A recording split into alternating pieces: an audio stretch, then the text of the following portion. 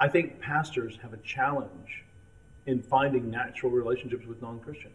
And I think that's part of what you accept when you become a pastor. Not that you stop evangelizing, but that you realize that God is calling you, as it were, kind of behind the lines, saying, look, I have gifted you to be able to teach my word to my people. And you are going to equip people who, as a result, will do more evangelism than you yourself would ever have done.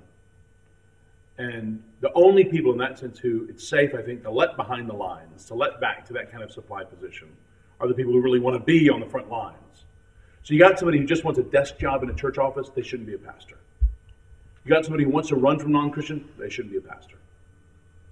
So if you want to share the gospel with non-Christians, but you find you're frustrated as a pastor because you're spending all your time doing other things in the church, I want to say that's partly okay.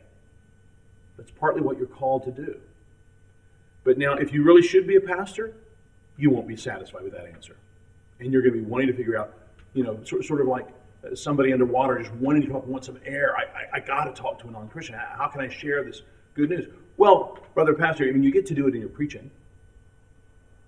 Almost every Sunday, I've got non-Christians talking to me at the door afterwards. I always address non-Christians in my sermon. I'll say, look, if you're here today and you're not a Christian, we're delighted you're here. Thank you so much for coming. I'll talk to them about how I think what I've just been saying sounds like to them. So remember, we do have that kind of relationship with non-Christians. They're created by people who come.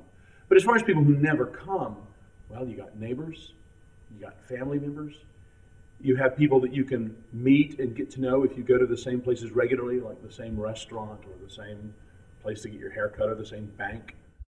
So I think there are ways you can have those relationships and you can have those opportunities, but I also think you have to be willing to see that as a pastor, if you're the senior pastor, you're doing the work of preaching and leading the congregation, that is going to cut into the time that you could naturally spend in evangelism.